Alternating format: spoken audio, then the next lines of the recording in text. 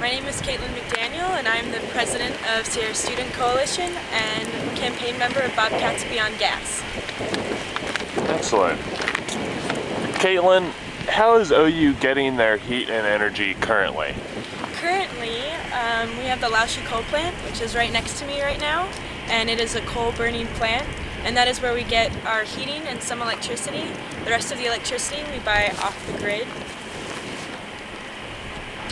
Even though it may seem self-explanatory, why is that a problem, Caitlin?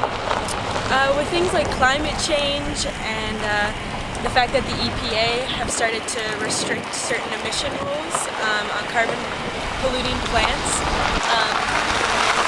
places like the Laoshi coal plant and other coal plants here in southeastern Ohio put out so much pollution that we have absolutely no way of returning it or getting it back in our lifetime.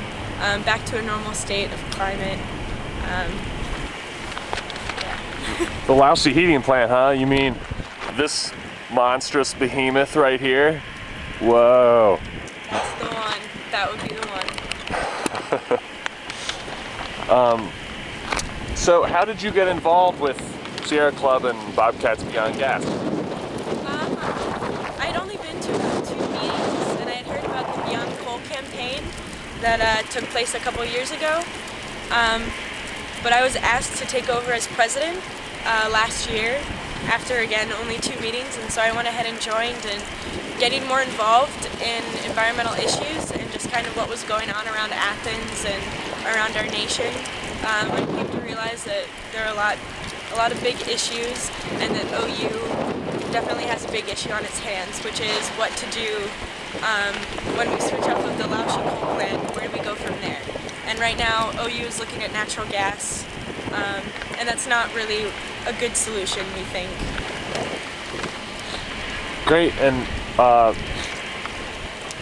what have you all done so far, and how can people help? So far, we've had a pretty successful campaign gathering petitions, which is asking the school to switch from coal and sort of burn that bridge of natural gas and go straight to alternatives and renewables such as solar or geothermal. Ball State, Bowling Green University, Miami, a lot of these schools have already made that leap, and we think that OU should be another school that's able to go straight to renewables. And how can the viewers assist in your project here? Anybody who's interested can contact us. I would ask that you educate yourself as well as participate. We have a petition, like I said, and on March 14th we'll be going to the Board of Trustees in Walter Hall, and we're going to be presenting to them the petitions that we have thus far, and also letting them know that we're working on a report with local business owners, local solar and wind industry workers, and also working with other schools that have already implemented geothermal to kind of come up with like a comprehensive report for OU or a plan that they could switch to. So that's the ultimate goal of this campaign, right, is to go into 100% clean, renewable energy for OU? Or at least get it started. The problem is right now with our climate action plan, President McDavis has said that we will not be completely carbon neutral until 2075, and we're pretty solid in our belief that that's just kicking the can down the road. We need to be facing these issues right now and dealing with climate change in this moment, and just switching to natural gas, along with the fact that Athens in southeastern Ohio is really threatened. They have some really at-risk communities for fracking and things like that. We want to make it clear that Bobcats Beyond Gas is not okay with gas at OU, and we need to be making more steps towards progress into a cleaner and more sustainable future. What event are we about to see on the following footage? You are about to see a panel that we held called the Panel for Future of Ohio's Energy, and we had some big wigs, for lack of a better word, from around the community and the school. They came and gave a lecture to students, community members, and administrators, talking about what kind of solutions OU has available to them, whether it be solar, geothermal, wind, clean energy. Yeah, so that's what you're about to see. Thanks so much, Caitlin. This has been very informative. I'm gonna get some footage of this guy here.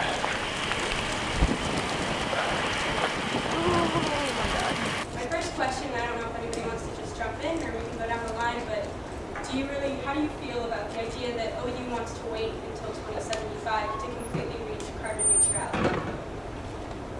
I don't know if anybody wants to jump in or I can call in people. I'll just pitch in, just very briefly, way too late. Really ridiculous. Long before that, there are going to be catastrophes that will be visible to every single person in this room.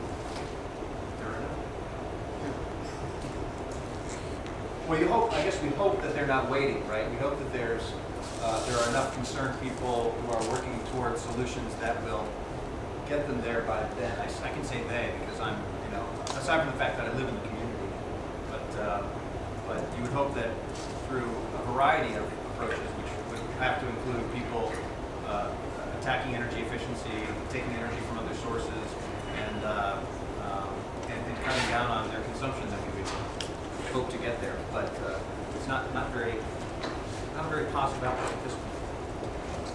Go ahead. I just want to point out one of the things that we always need to keep in mind is when we have goals like that, we can talk about the goal itself. And I agree, 2075 is a little bit far in the future given the urgency that we have with climate change and things like that. But the other thing is also, we need to think about how do we get to the goal? What are the steps in between? What are the steps we need to take? And is it like a curve that goes like that, as burn fuel until like 2070, and then in the 5 years that we have, we go carbon neutral? Or are we doing it the other way around, meaning we need to do as much as possible and as soon as possible right now, and asymptotically go toward carbon neutrality. So we need to talk about how to get there, and I think this, in my opinion, this is one of the big challenges that so far has not been answered neither by our university nor by other people who have formulated similar goals. How do we get there, and what are the meaningful steps, and how do we make sure that we do the bulk of the work as soon as possible and don't just kick the can down the road? I think that the only thing that I want to put in for this question is that the science and the economics, the science hasn't changed, the economics have changed. What was true 2 years ago is no longer true. What was achievable, or what was unachievable 2 years ago, 3 years ago, is totally achievable now. The price of solar, many of you have read and heard, thank goodness this is getting out. The price of the technology, because of economics of scale, the mass production, the large factories, the enormous amount of capital being invested in solar technology.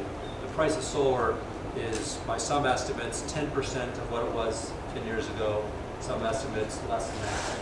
And so again, back to the one takeaway I'd like to leave you all with is that setting a goal a couple years ago might have been a wag, it might have been somewhat scientific, but the assumptions have changed. Let's revisit it. And also the cost of fixing the problem is increasing by the year. I mean, the scientists say that we have to reduce our greenhouse gas emissions hugely by 2017.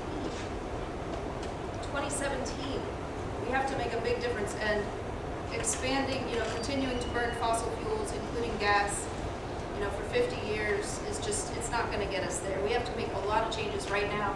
And I'm pretty sure that when the university made the decision to go from coal to gas, I think there were some pressures that may not now exist.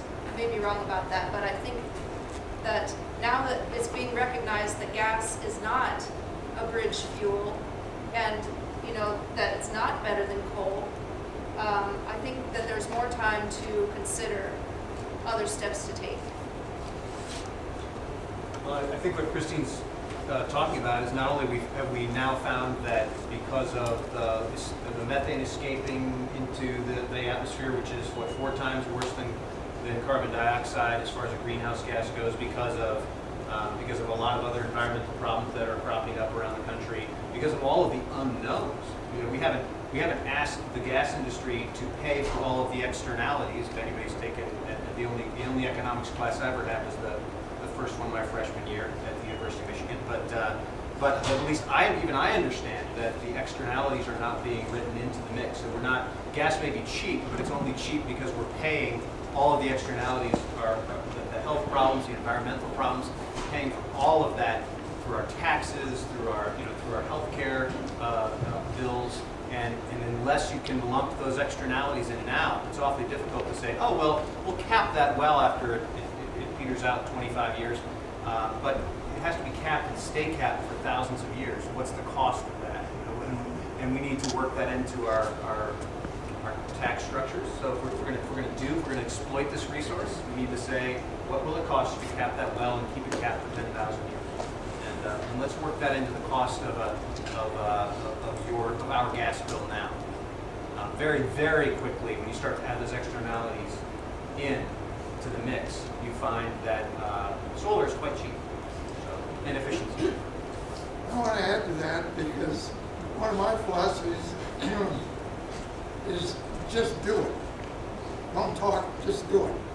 So I went out and I bought a bunch of PV panels, and I bought a heat pump and a water heat pump. So when the sun shines, I can run my whole house and my water heater, and I forgot to mention my car on the PV panels. And a guy came down the road a while back, and he saw my PV panels out by the road, which is very visible. I did that on purpose. And I'm totally with Geoff on all of these things. And the guy said, "Oh, what do you got there?" And I gave him a big blurb about how that was wonderful stuff and so on. He said, "Oh, how much did it cost?" And I gave him a number. And I only fudged the number just a little bit, you know. And then the guy said, "That's way too expensive." And I said, "What's that pickup truck you're sitting in?" And he said, "Oh, it's a blah blah, you know, it's a Ram and all this, and it's got an 8-cylinder V8, and it's got a tow bar and all that." I said, "I paid 1/3 as much for my whole PV system as you paid for your truck." Now, folks, there's got to be some kind of a gross imbalance in the world. When a guy simultaneously says, "Your PV is too expensive, and my truck I can afford." That's So now that we've sort of, I think, covered how fracking natural gas is probably maybe not the best answer, my next question is kind of focused on what could OU do? So solar panels, geothermal, all these kind of options that we have that places like Ball State and OSU are already sort of tapping into. How do we bring those here to OU, and is it viable for an institution of our size? Ball State is the same size, but obviously we're not the same school. We have a different layout. What do you all think?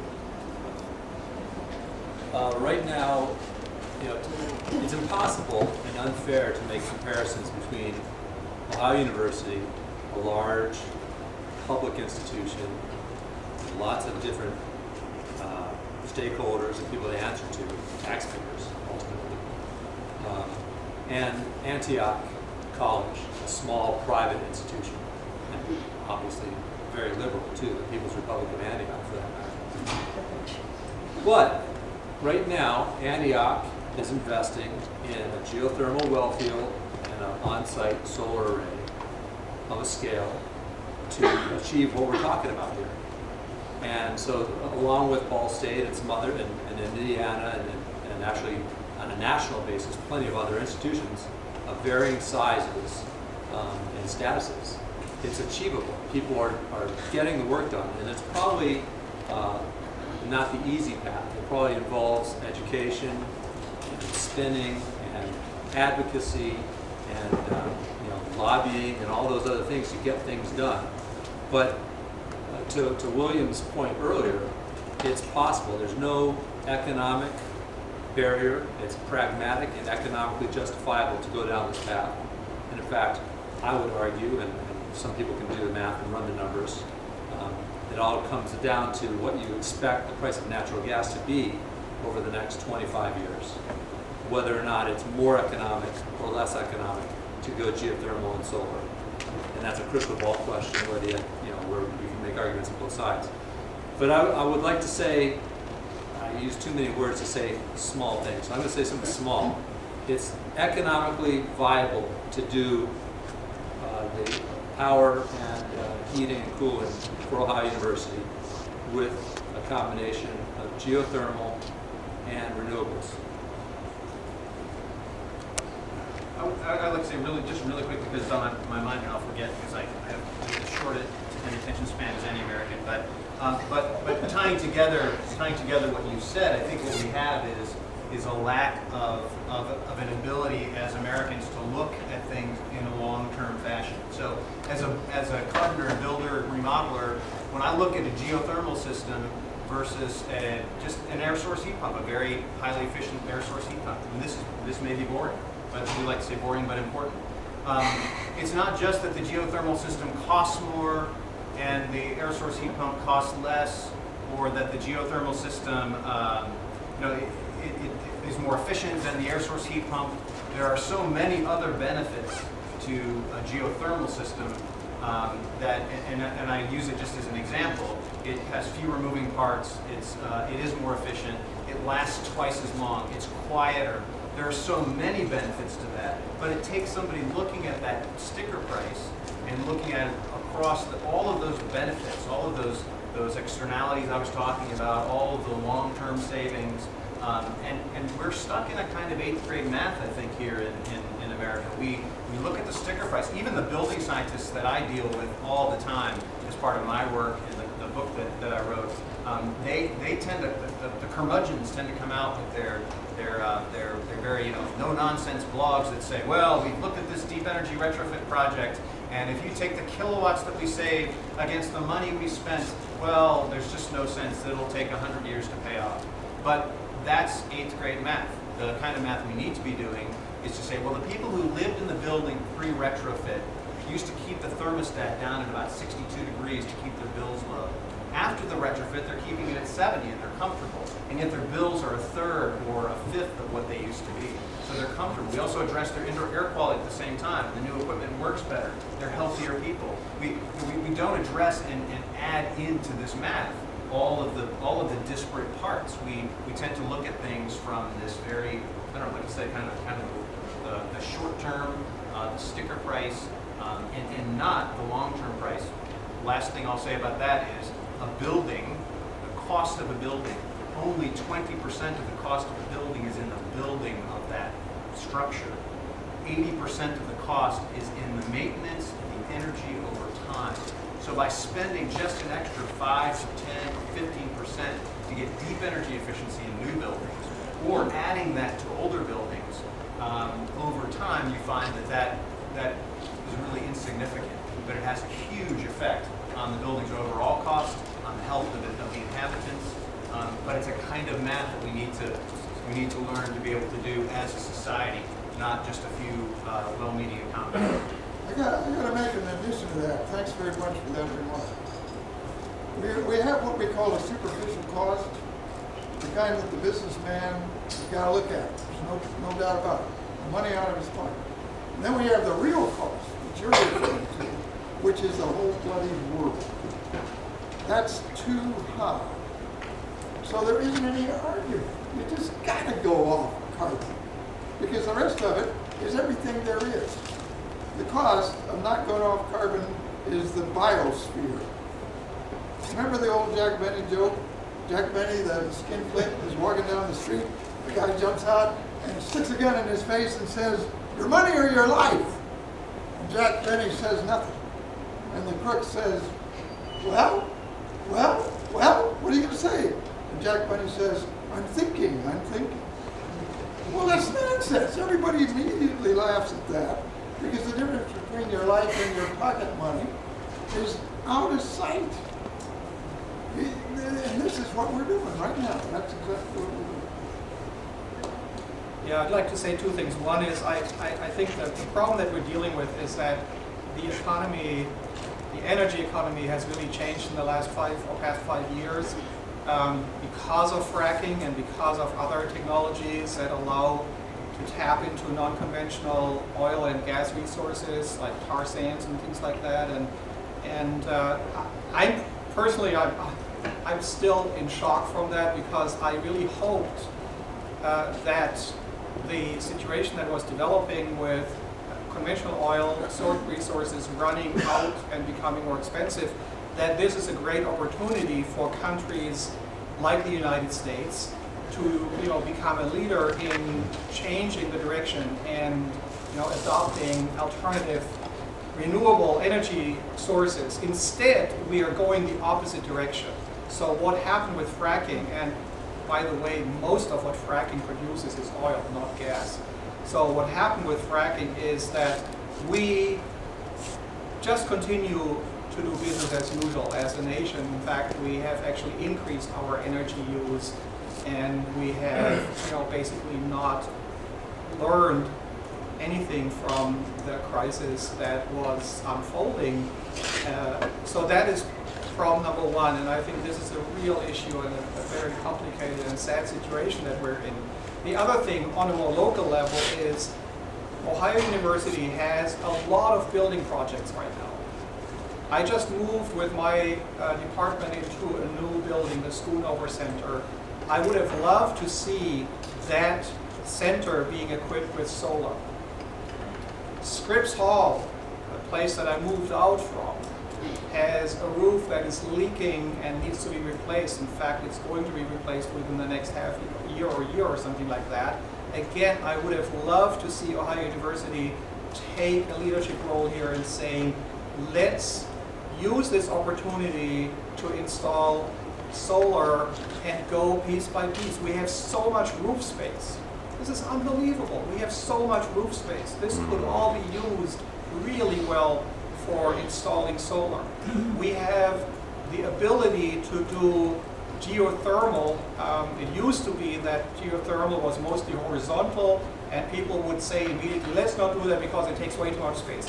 That's no longer true. Today, geothermal is mostly done vertically, which means you need very little space for it. Ohio University has plenty of space to do that. And of course it's an investment, but that is every building project. And I think we really are missing an opportunity, and we really should. I'm glad to see Vice President Golding here, and I hope your ears are wide open. This is an opportunity that we need to understand, that Ohio University has an opportunity to get out of that dilemma of using fossil fuels, but we need to make a conscious decision to really go that path. And I would love to see that. It's not enough to just get a LEED certification, which in fact doesn't really mean that much. We need to go past that. We need to really try to change the energy mix that Ohio University has and go toward renewable energies. So, at risk of diluting the comment I already made, I thought of a better example than Antioch University, not necessarily the bastion of liberalism. Another reference I'd like to call out is the Public Utilities Commission of Iowa. The Public Utilities Commission of Iowa recently evaluated, with a thorough economic analysis, whether or not to approve a utilities building a massive natural gas-fired power plant. And they surprised everyone and said, according to our models, and according to our analysis, solar electricity is less expensive than natural gas. It's more upfront as no fuel costs, and it reduces your risk and exposure to the volatility and all these externalized costs that are going to come back and be built into that price eventually through a variety of mechanisms. Coal has already been shut down.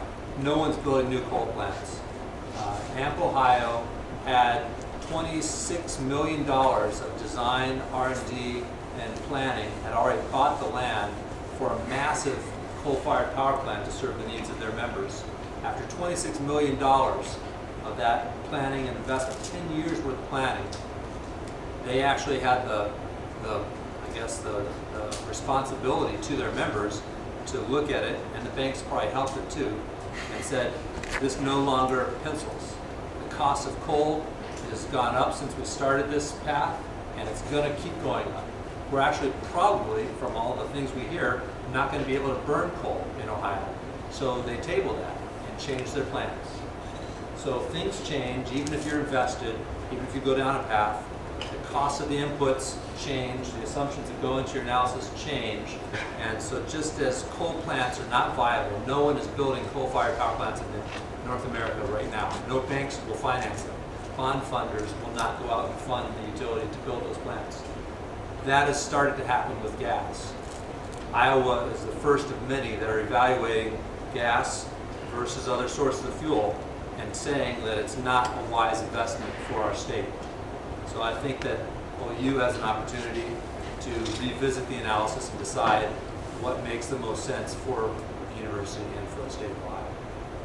Right, the answer is a moving target. It's not. We did a study 2 years ago, and we now know the truth. It's constantly moving, and so especially I know this firsthand because I wrote a book about energy efficiency back in started in 2008. I finished it, and it was published last year. Right when gas was at the lowest price possible, so it's difficult to sell an energy efficiency book when natural gas is so cheap. Too cheap to meter. Yeah, too cheap to meter. So. But again, you go to long-term costs. So if we're talking about concrete things, I mean, it's so easy to sit and talk about those wider issues and to worry and to I don't know, to point fingers, I guess, and that was kind of what I felt when we embarked on our project at our house. It cost me personally quite a bit to do what we did. It wasn't $1 million. It wasn't anywhere near that. It was more expensive than it would have been for me to renovate my house the usual way. And yet, the process that I sort of uncovered, I found that there are people all over the country already doing this, already attacking energy efficiency in the built environment. They're doing it with very off-the-shelf technologies. It's not stuff we have to wait for. Like solar is off-the-shelf now. It's plug and play, right? There's so many things that we could do that are actually not that difficult to do. We just opt not to do them because they cost more upfront. But the cost of my deep energy retrofit on my 70-year-old home, the extra that I pay to make it super efficient and much healthier, pays itself back just on paper, just a simple 8th grade math, in under 10 years. After that, how long does my retrofit last? It lasts as long as the building stands. So I literally would be it's almost like getting checks in the mail after not quite 10 years, 9.5 years. So that's the part of it. There's no waiting, and this is the thing that kind of bothers me about it.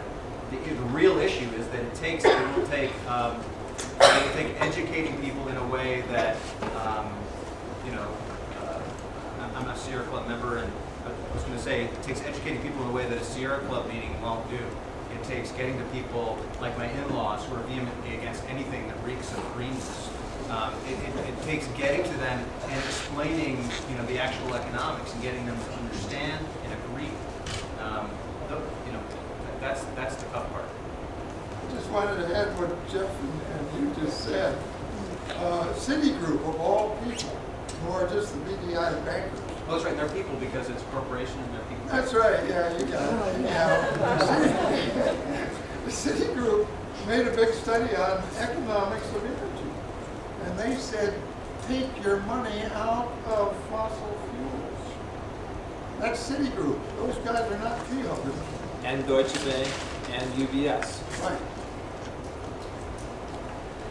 So for my final question, before we kind of open it up to the floor, I just want to ask each and all of you, but specifically Christine, William, I know you all have a lot to do with the anti-track movement here in Athens, and Jeff and Bernhard, but you're all going to be living here after we students have up and left, and this gas plant or anything that OU chooses to leave or build into our infrastructure will be here for at least 50 years to come.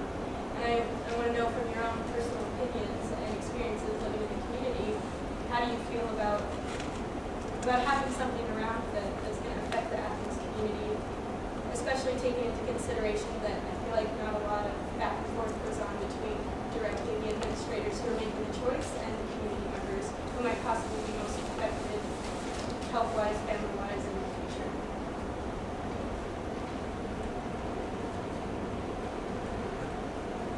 Well, it's very difficultly worded, but I mean, I see the university more as the biggest business in Athens, and so I see it as a huge opportunity, not only to,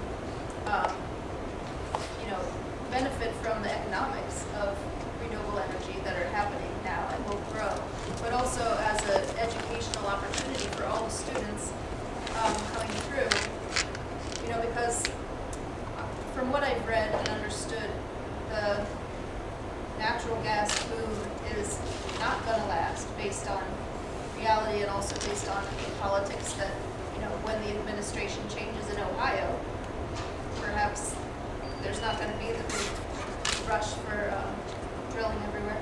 So I just see there's so many opportunities for the students to benefit by learning from a university that's committed to the future, their future, and the community will benefit from that. As far as like how the community will be affected if the gas plant is continues, I don't know, I can't see into the future, but like we were saying, the price of gas is going to go up, and I think that the university will end up having to install solar and other renewable technologies despite the investment that they make in the gas plant for economic reasons. So that's kind of how I predict it will go. I've seen the future, Christine, and it's no offense to anybody, but it's West Virginia. So we actually know if we embrace gas, if we embrace fracking, we know what our communities will look like. They will have a lot more strip clubs, they'll have a lot more crime, a lot more drugs. We know exactly what will happen. We know that the local people will become impoverished. Ask West Virginia what happened with coal. Just ask anybody who worked in the actual coal fields and made their living there, and then look at the infrastructure in West Virginia and tell me as a local that that's what we want in this area. I mean, that's exactly what we will get, because there's no, what jobs there are, they will come and they will go. And if we don't very heavily tax what's coming out of the ground so that we can fix the problems that arise, I guarantee it will look exactly like the history of West Virginia. History repeats itself. So my spin on that, I've got two thoughts. The first thought that came to my mind was, yeah, point source pollution, particulates, the local issue of gas versus solar versus X versus Y is important. But I could be in Fiji and I'm affected by the fossil fuels that we're burning today versus clean energy. I think the problem is global, which is part of the problem because it's so out there and ambiguous. It's not right here affecting my lungs, as far as I know. So we can ignore it a lot easier. But as a community member, I'm less worried about the specific fuel that you all decide about and then move on to Cincinnati or wherever, because it's affecting all of us. Wherever you go, it's going to follow you. It's global. It's a global issue. So that's thought number one. Thought number two is if we go down the status quo path, the easy path, the current path that we're on, it's not so much that a negative thing is going to happen to Athens, the community, beyond the university. It's more of the missed opportunity that we could have as becoming a leader, becoming an example, becoming the story that people in other communities quote and say, BS, it's not impossible. Look, they did it in Ohio. They did it in Athens, Ohio. Technically it's possible, economically it's possible. How did they do it? Let's find out and let's do it in our communities. So we could be an example for them. We could attract more economic development. We could attract more of the creative culture, more of the intellectual culture, more of the business and economic development that we so need in this region as a, beyond the town and gown issues. So it's a missed opportunity if we don't switch over to something cleaner and better.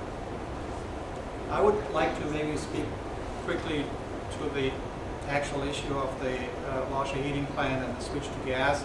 In all fairness, we have to recognize that switching to gas at the time when the decision was made was a great decision. That has to be said, because moving away from burning coal is a fantastic thing, and natural gas burns pretty clean. So that is a fact, and that is something that drove that decision. Another fact is that today the natural gas that we get, and that is the main part of the gas that is being used today, comes from a method of extraction that is utterly dirty and brings gas back onto the same level that coal has in the overall balance. So I think that is the dilemma that we are in. And I think I have heard that the Board of Trustees of Ohio University is actually open to talking about this issue, and I think we still have an opportunity, and again I hope that our leadership at Ohio University is with us here.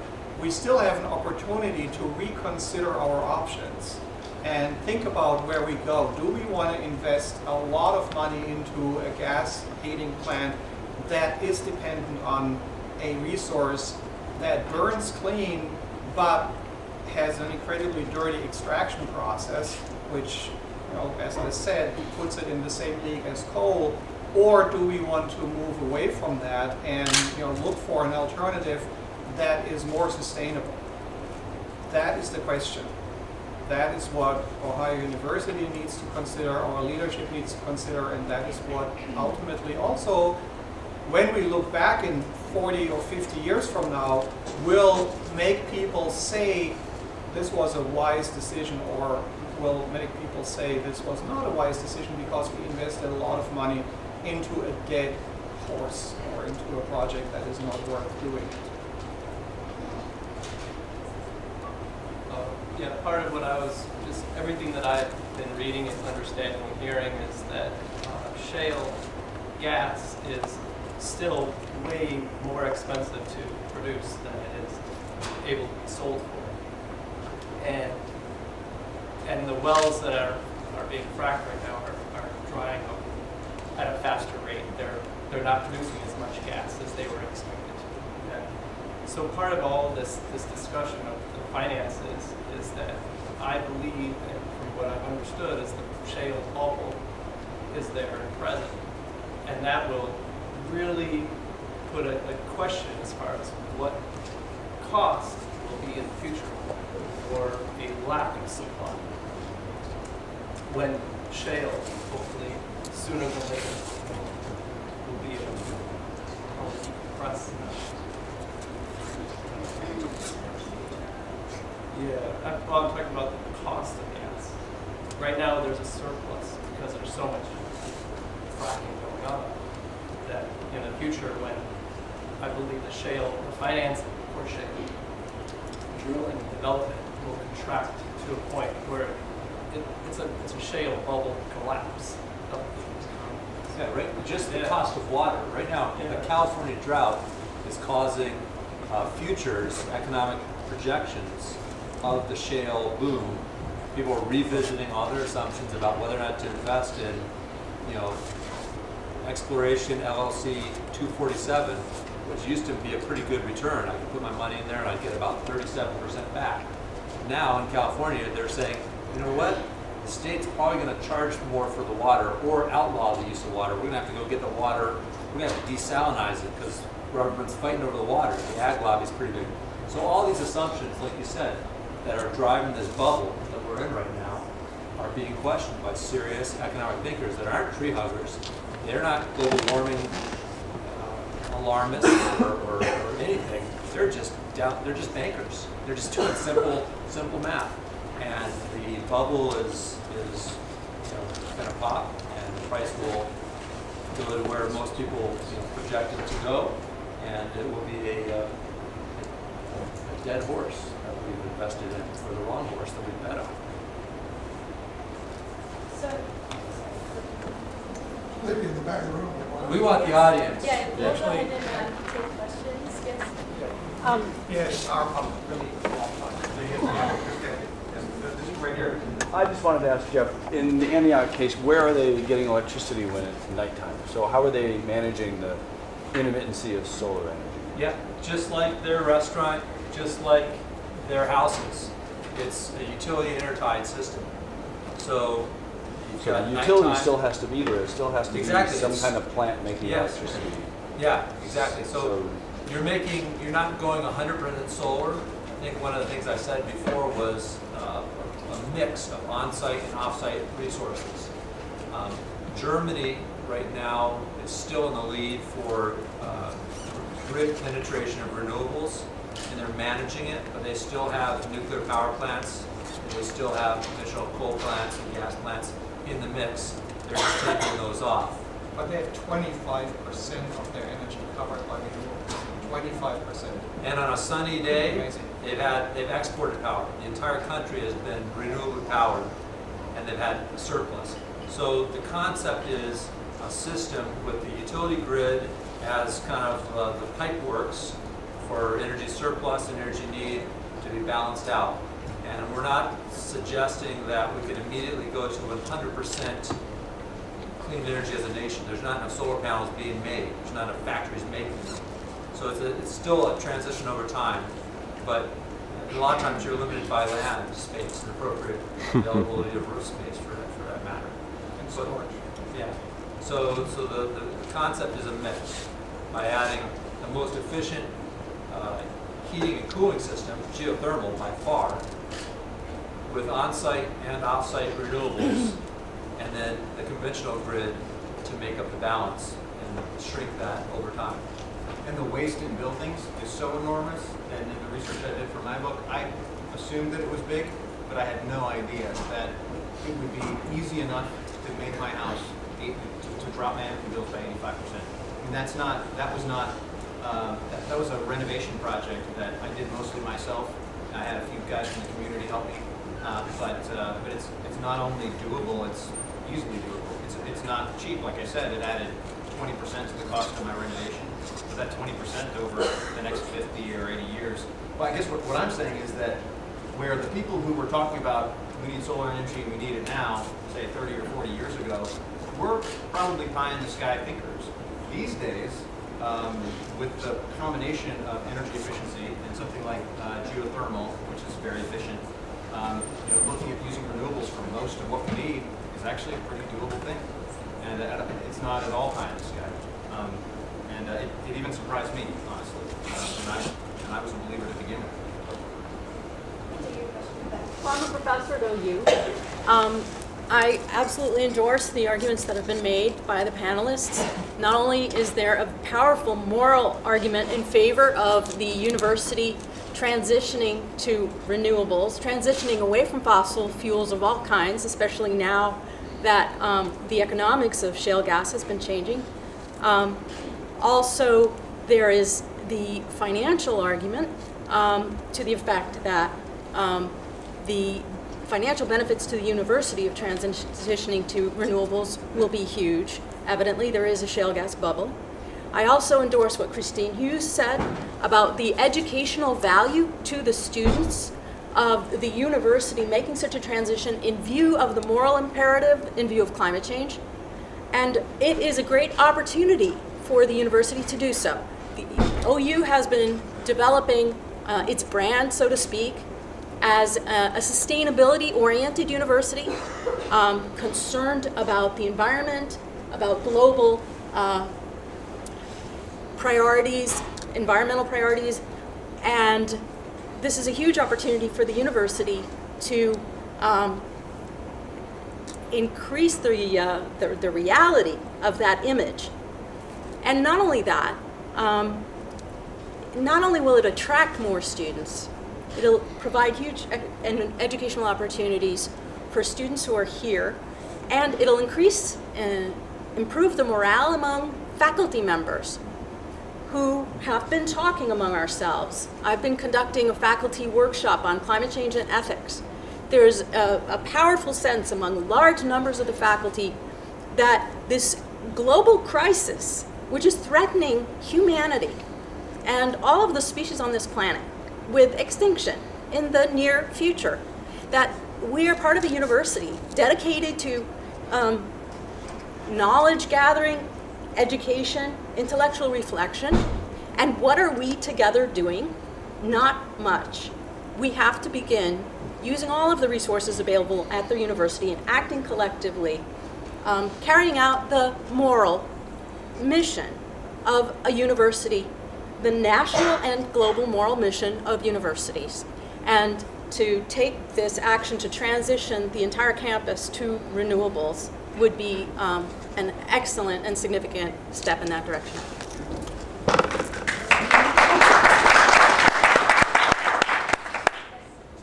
Yeah, I have a question that's addressed to you, Geoff, based on what you just said, namely this mix. So there's still a need for continued extraction of fossil fuel in order to sustain this mix. My question is that really true?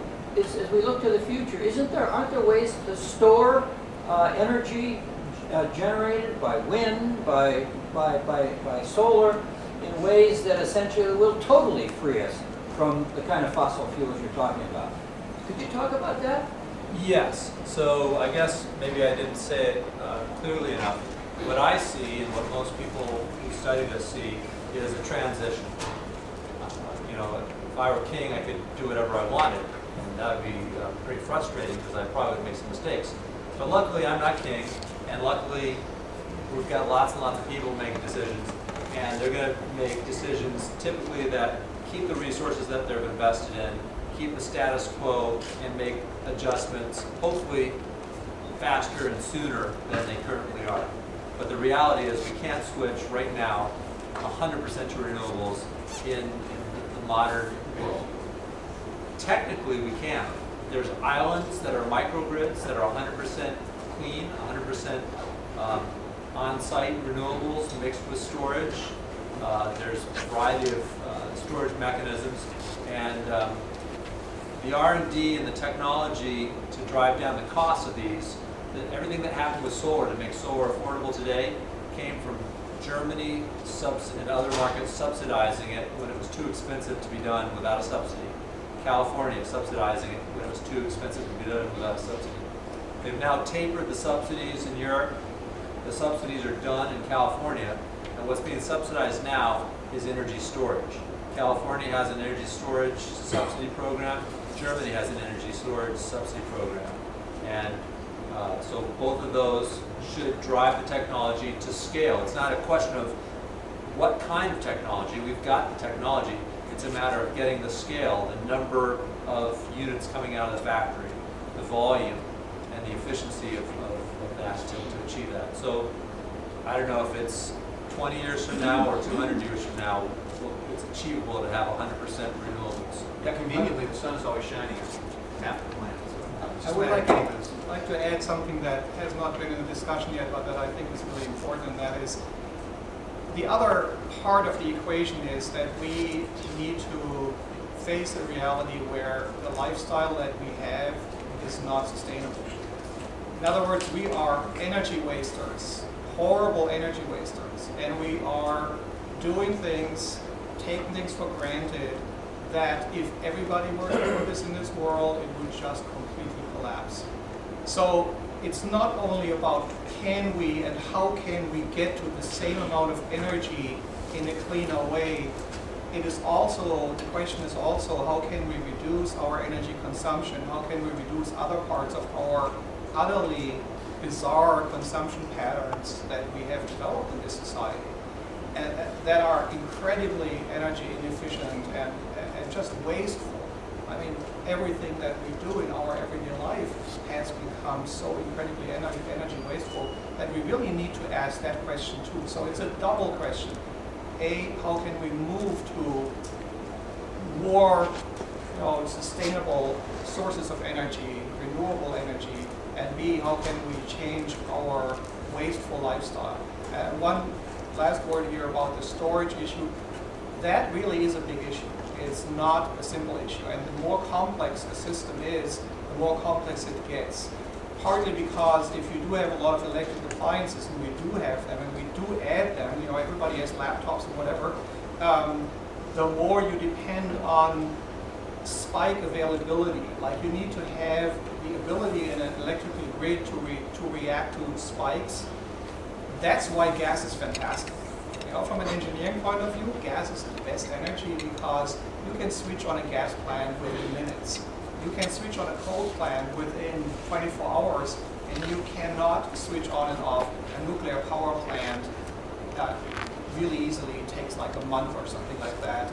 So we're looking at very different situations here, and the problem with the renewables as we have them now, wind and solar in particular, is that they depend too much on day and night shifts and too much on, like, you know, availability of sun.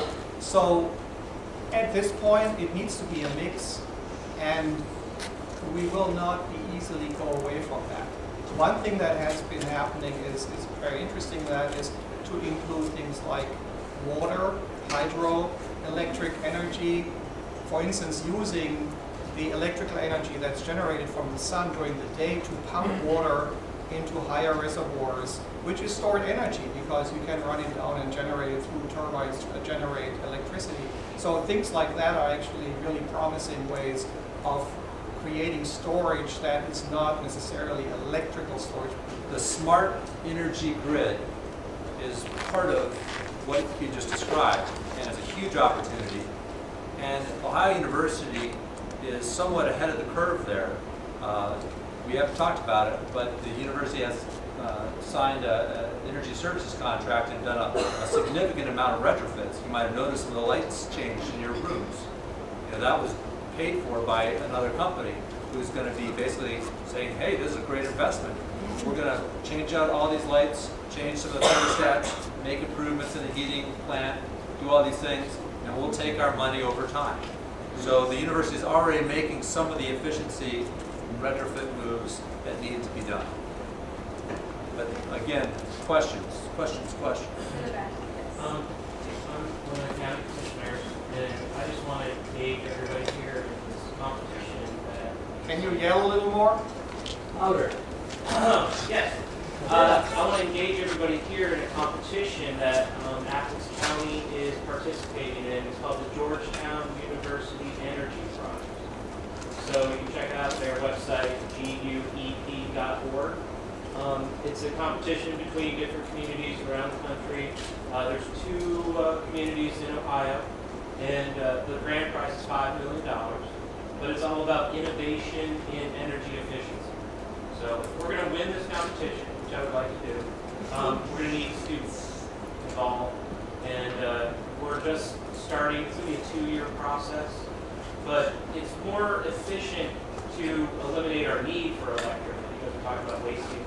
That's how we're going to get closer to a renewable energy, energy supply, is if we reduce our need. I think they say that 50% of the energy that's being produced right now is being wasted.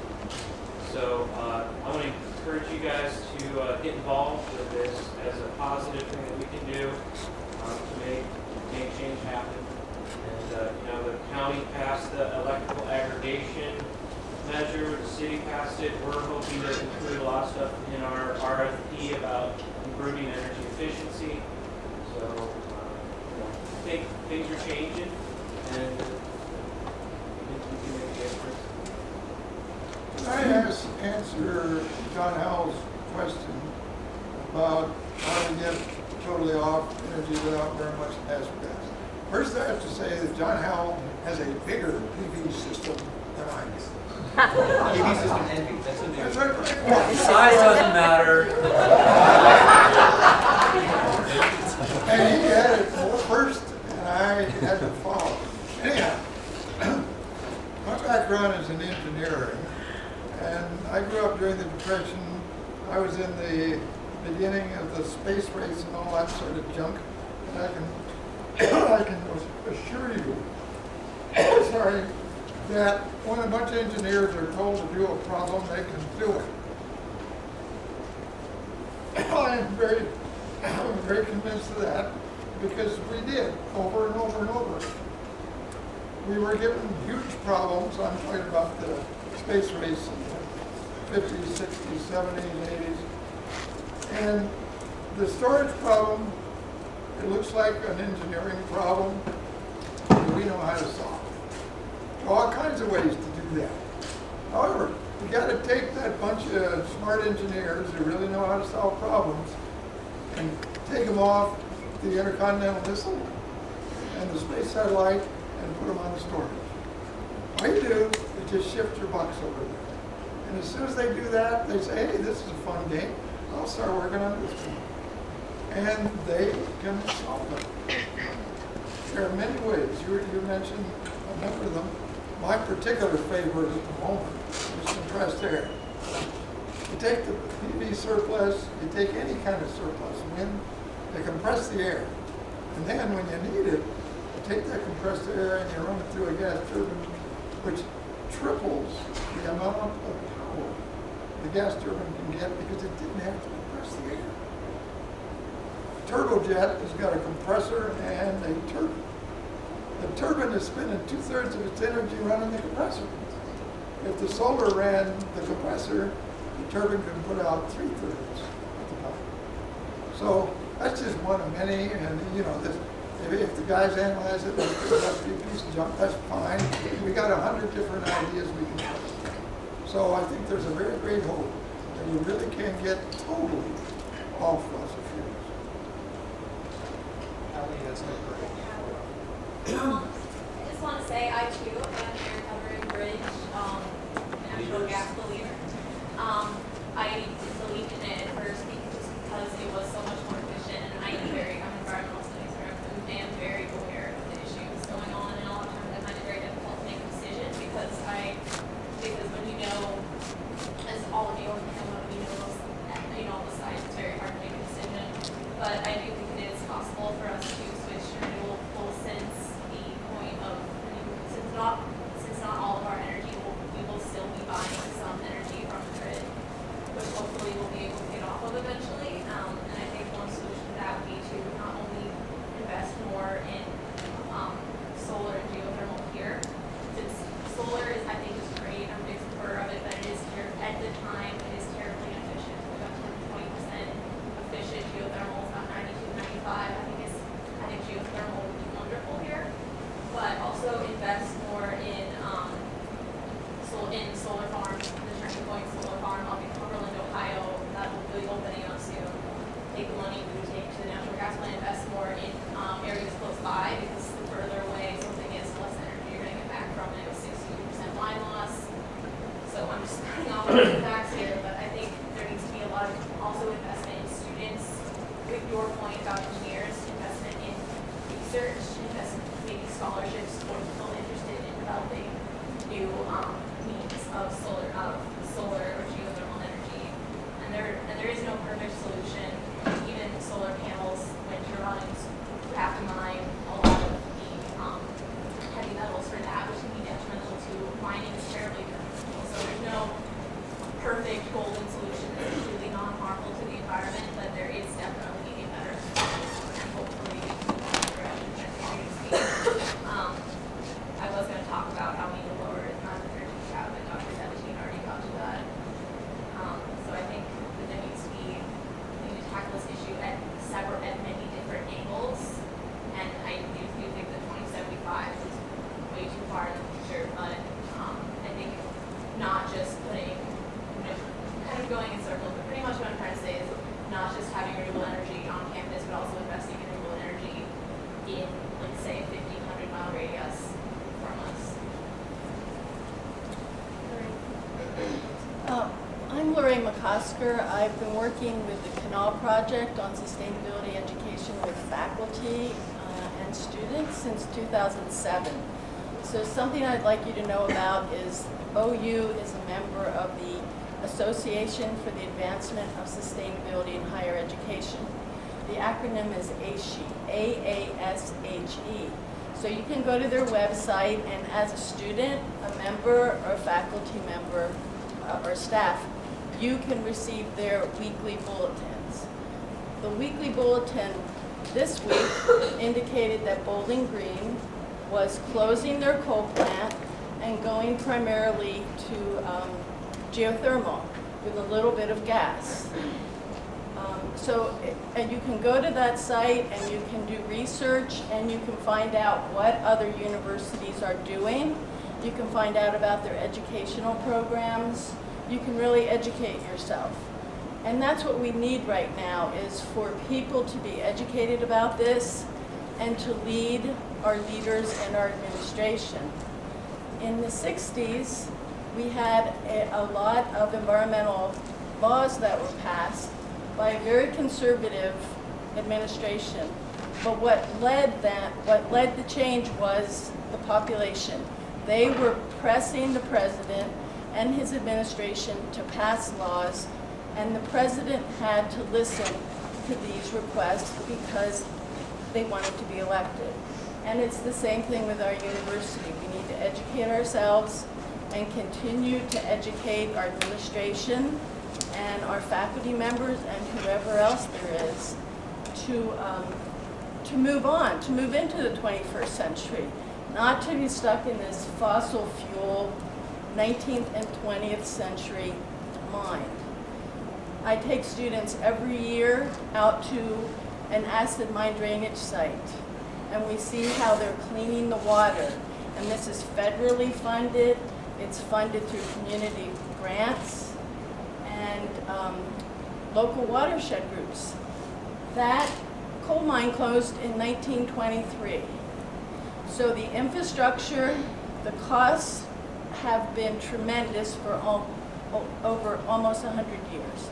And that's what we're going to see with gas. Paying for the cheap coal from 1920. Right. That's what this is, and this is the externality issue. So, I mean, this is our reality, and it's really important to take this seriously, to make our leaders respond to our requests, and to educate them if need be.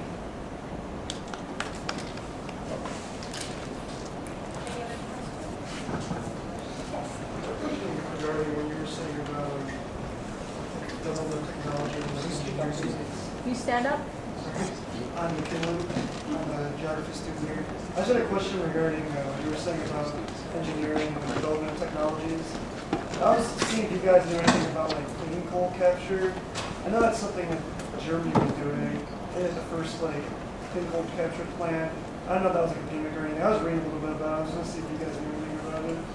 Well, I mean, what I know of it is that there's really no such thing, right? So you say clean coal, there's coal and there's coal that's less dirty, but you still have to mine the coal and get it into the clean coal plant, which unfortunately, in order to pump the CO2, what they do is they pump the CO2 way down into the ground and hope it never comes back up again, which I think we spent $8 billion doing in the pre-economic bust years, and it was never made to work correctly, and they found that it takes the amount of compression that it takes to force that CO2 down into the ground eats up a third of the energy that the plant puts out. So it's enormously expensive.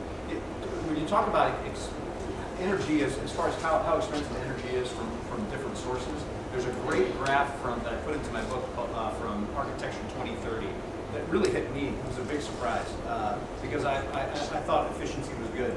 But then I saw this graph, and it's all about what our energy costs by the quadrillion BTUs, QBTUs. And in this country, we use between 80 and 100 quadrillion British thermal units of energy for all uses every year. To create one new QBTU of capacity through different sources. So let's start with nuclear. Nuclear is $240 billion to create one new QBTU energy. Clean coal was something like $256 billion if they can make it work, which they hadn't quite yet. The coal plants we have now that are relatively clean compared to the coal plants we built 50 years ago, $126 billion. To save one QBTU of energy every year through energy efficiency, using off-the-shelf technology on older homes and buildings in the economy, $42.1 billion. That was from the Energy Information Administration. This is from government numbers that were just put together by Architecture 2030 and Master. You can look it up. Blueprint 2030.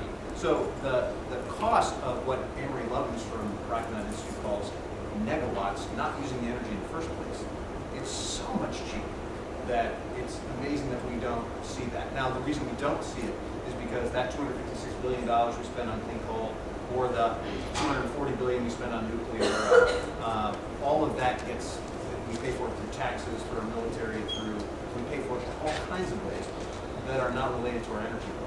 So that's why I support, hey, when we buy a gallon of gas, look at the gas tank or gas pump. It tells you what percent is federal tax, highway taxes, or look at your pay stub. Oh, I'm paying this to FICA, I'm paying this is my actual, here, this is where, this is going to Social Security, I don't want it, I'll get that back someday. That's where, how it would be difficult to do, but that's how we should be paying our taxes. This is paying to clean up that acid mine drainage site in 1927. If we saw some of those things, in numbers, we might act differently. I would like to directly answer the question about the efficacy of clean coal, pumping the CO2 down in the ground. In my checkered career as an aerospace engineer, I can tell you folks, you won't believe it, how really stupid, underlying stupid, some of the major decisions made by the United States government, NASA and other people really are. I was involved in a couple of them that were so bloody insane, you wouldn't believe it. Now, I give one really horrible example. Nuclear-powered bomber. Okay, we're going to stick this nuclear reactor in this bomber. It's going to fly around the world any number of times. It's going to carry huge bomb loads. Okay, you guys, engineers, go do it. So we start thinking about it, and we crank out a whole bunch of numbers, and we say, wait a minute. Number one, the crew is going to die from radiation. Okay, so now we got to stick a whole bunch of lead in there to keep the crew from dying from radiation. Okay, the airplane gets kind of heavy. So you put more nuclear power in it, and you make the airplane bigger.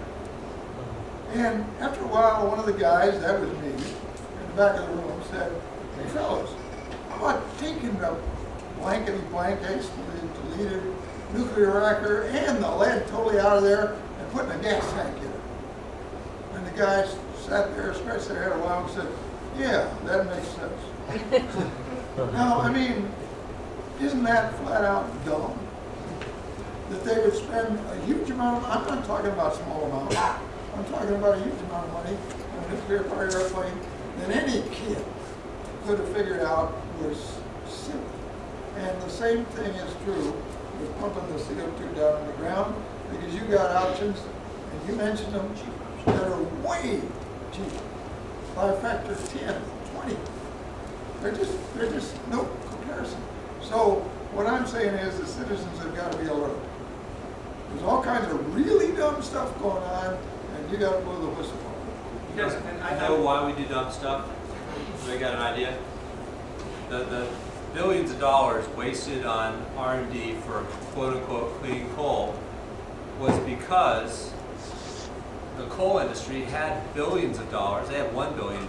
They spent that $1 billion on lobbyists to write the laws to get $6 billion back to try to avoid the changes that we now have behind us, that we all realize, the banks realize, everyone realizes, coal is dead. Coal built America. Coal won World War I and World War II and built all the skyscrapers. We did lots of stuff with coal. Everyone understands coal is behind us now. Some people are still fighting that battle. But the point is that political power comes from economic power. And the economic power of the vested fossil fuel interests, the billions and billions of dollars that the status quo has, is being used in the political process to maintain the status quo. So what do we have? We've got truth and right on our side. We have moral high ground. We don't have billions of dollars. The solar industry does not have lobbyists. We've got 2 lobbyists. I pay a little money, everybody else pays a little money, we've got 2 lobbyists. They got thousands and thousands of lobbyists and thousands of PACs and campaign contributions.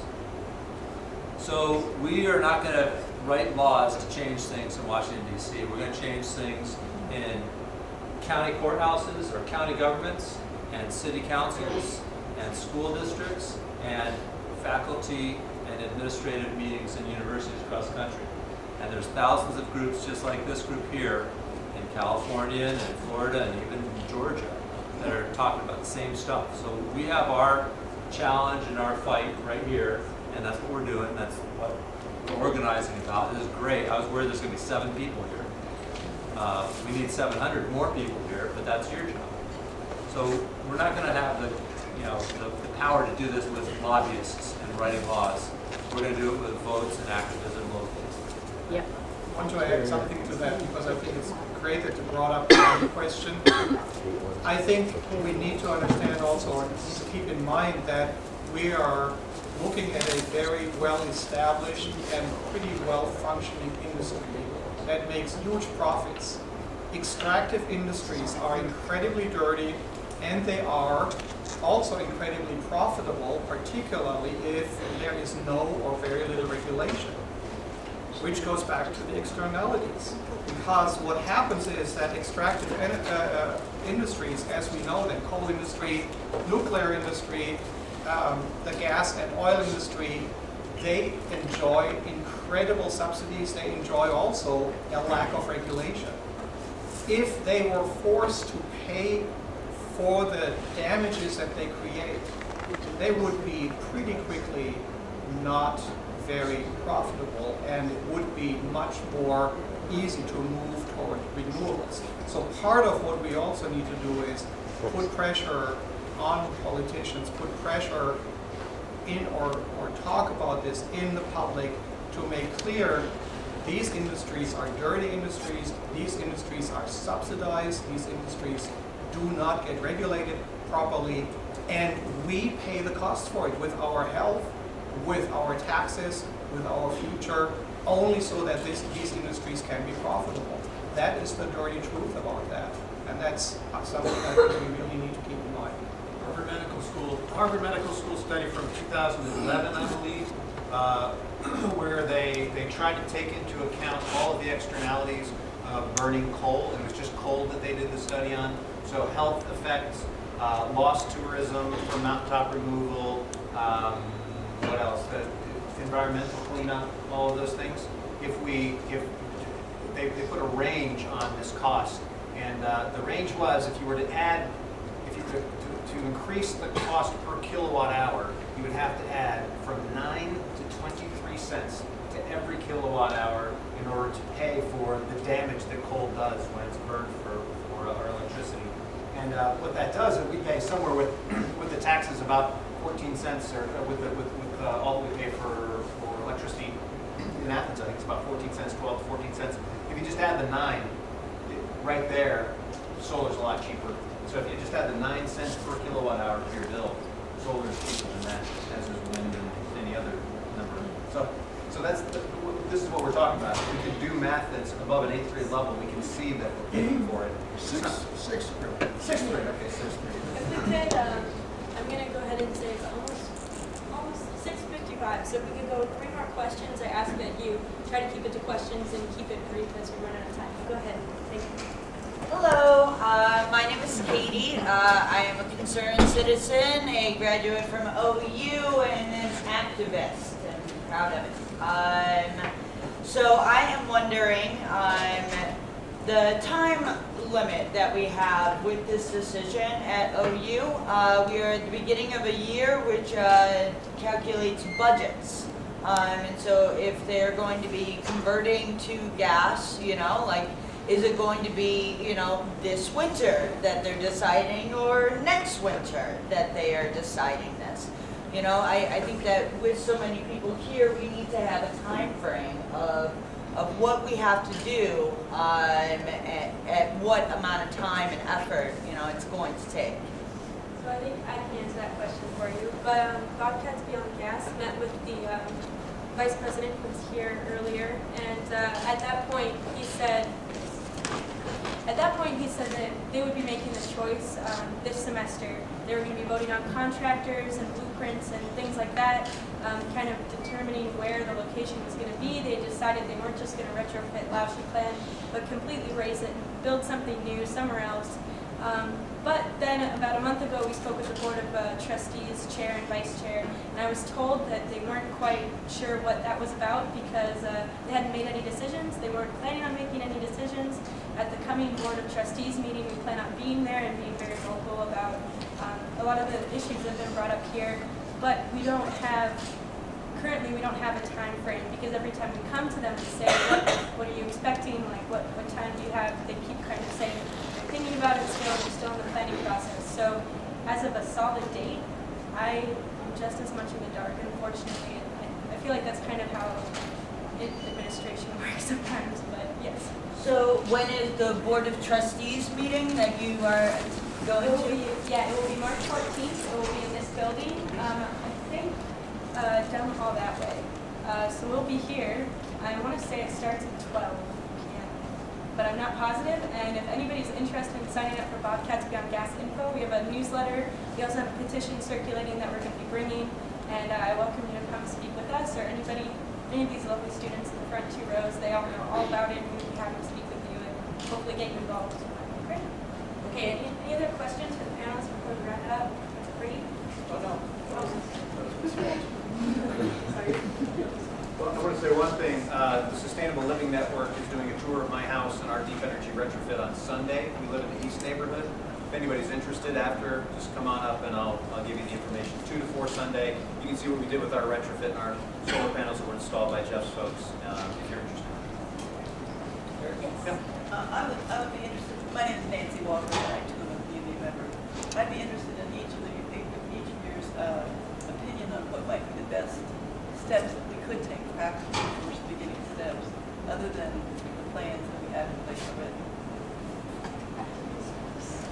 So I was just thinking of tactics and action steps too. It's hard to tell the administration, don't do that, without saying, do this. So I think it would be great somehow, maybe with the engineering department, I'm not sure what resources, I know the solar part, I don't know the geothermal part, but it'd be great to come up with an alternate proposal with concrete numbers, facts and figures, to say, and option B is this, and here's why we recommend it. I just, looking at that ASHE website this week, there is a geothermal conference workshop at Ball State. So if you go to that website, it's for engineers, it's for people who are technical, but it would be a great resource for OU or for other people. And Ball State did put in a geothermal system some years ago, maybe 3 years ago, for $70 million. So I don't know how their square footage compares to OU, but it's being done. AASHE.org.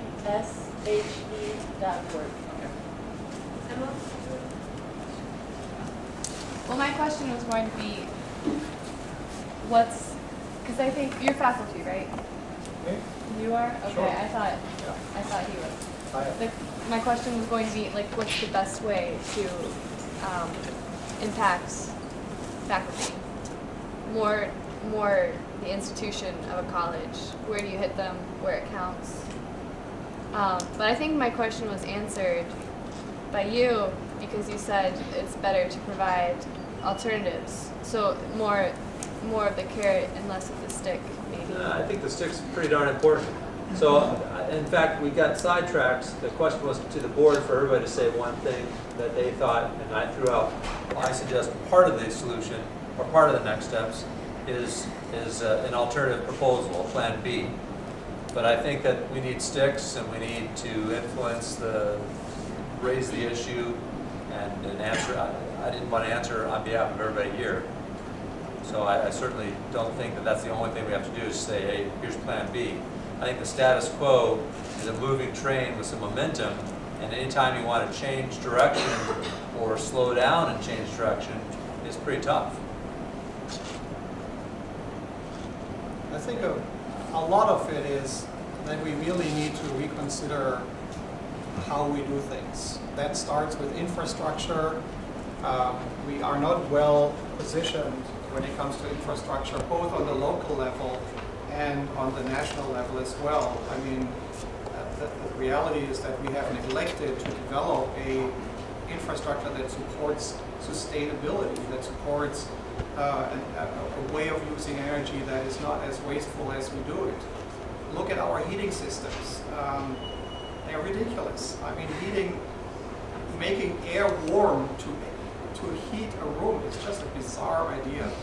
And you have this constant up and down of the temperature. You invest a lot of energy into a very, very inefficient system. So, things like that, we need to do a lot of thinking about these things. There are alternatives galore. That's not the problem. The alternatives are there. Partly it's a problem of mental inflexibility, that we just are so used to this, that we're used to taking it for granted that energy is pretty inexpensive and that we can afford to waste it. We need to move away from that. So a lot of it has to happen in our heads. And that's where we come back to the education, where we come back to, we need to talk among us as citizens, as students, as faculty, how can we change our own behaviors? How can we also influence the infrastructure that we're using and maybe move to a better infrastructure that supports a more sustainable way of living? And then I also think what we need to do and what has to happen and what faculty can do just as much as students is, make this a priority. Go to the university leadership and say, hey, this needs to be addressed. And maybe we need to cut elsewhere. Maybe we need to, when, as I said earlier, when we have building projects, and there is money for that, or you has, a plan for doing a lot of building projects, it needs to be a priority that energy generation has to become part of it. Energy generation from renewable resources. Things like that. That requires a lot of energy from us, doing it, pushing people. And that is part of the problem. Of course, everybody's really busy and people are overworked and all that kind of stuff. It's a little bit of a problem among faculty that people are hard to mobilize. Alyssa has been trying it for a while. I have been trying it too. Many other people have been trying it. But when you look at the overall sort of sum of people who are willing to get involved, it's a pretty low number because people are already at the limits of what they can do, just because their work is very demanding and they may have a family and they may whatever else. So this is sort of the part of the problem, and again, something that needs to be also on the table because some of these things can be changed, some of these things can be done differently. So was there a call to action? Do you have a tactical plan between now and, was it March 13th? We do, 14th. Like I said, we do have a petition that we've been circulating. I think we have, some of our members here have petitions, so if you're interested in signing it, we can speak with you personally or one-on-one kind of about what our whole campaign entails. I don't want to take too much time, but pretty much our goal right now is to get a response from the administration. I know that sounds kind of ridiculous, but it's kind of hard to be seen as legitimate. It was a student organization and included in conversations. So right now our goals are kind of showing that students, faculty, and community members are very, very adamant about this issue. I know I've spoken with a few people with Sierra Club and whatnot who are interested in speaking with Stephen Golding one-on-one and kind of bringing it to his office. I'll be speaking with Brian Lombardi tomorrow, and our campaign will continue to move forward. I'm also hoping, I had such an overwhelming response to people who wanted to speak on this panel, that we will be having another one after March 14th. I haven't decided on a date yet or a place because that takes time, but we'll be having more people and hoping to continue the conversation and kind of let you all know what the response was from the Board of Trustees. We'll also have a benefit concert at CASA. I know it's a little late for some people, but at 10:30 next Thursday. And it's to help us raise money for our campaign. Pardon? Oh, we have Near Hills, which is my roommate. We also have the Sandy Tar Band, the Sandy Tar String Band, and Corbin Marsh. So we have a pretty exciting lineup, and we'll hopefully have some members of the community coming to speak in between, maybe some poetry, spoken word kind of things going on. So it's been It'll be a really good time if you guys should all show up. Please come.